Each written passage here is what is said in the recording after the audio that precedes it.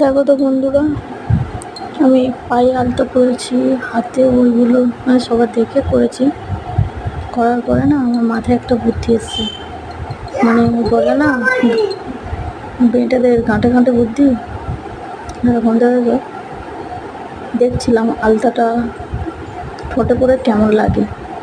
তো তোমরাও দেখো, জানিও কমেন্ট করে কেমন লাগছে। ঠিক আছে,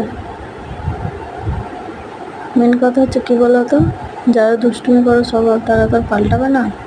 ওই জন্য আমি একটু করে দেখলাম। প্রচুর হাসি পাচ্ছিলো এটা দেখে। ঠিক আছে,